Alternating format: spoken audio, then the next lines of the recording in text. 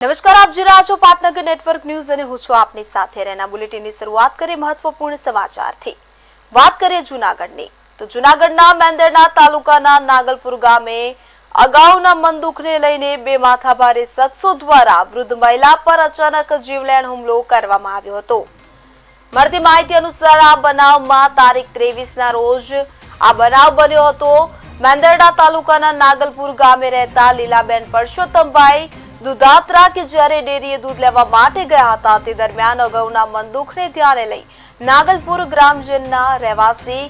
કે જે પ્રતિક ગોપાલ વેકરિયા ઉર્ફે ભોલો અને તેમના પિતા ગોપાલ જયરામ વેકરિયા દ્વારા લીલાબેન પર જીવલેણ હુમલો કરવામાં આવ્યો હતો। હુમલો થયા બાદ લીલાબેન 108 મારફતે મેંદરડા સિવિલ હોસ્પિટલ ખાતે ખસેડવામાં આવ્યા હતા। આ મામલે પોલીસ ફરિયાદ બાદ પોલીસે વધુ તપાસ હાથ ધરી।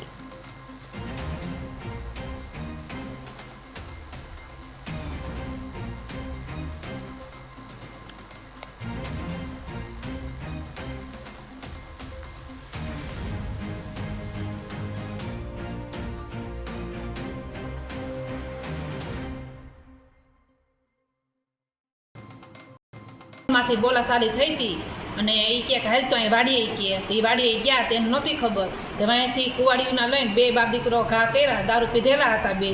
અને કુવાડીનો ઘા ઓસિંતાનો કર્યો, માથામાં માર્યું, હાથમાં માર્યું, અને પછી આમ ધનજીભાઈ અમારા ગામના સરપંચ છે એને આમ કીધું હતું ભાઈ આવી રીતે અમારે મેટર થઈ છે અને અહીંથી હુમલો કર્યો છે એને,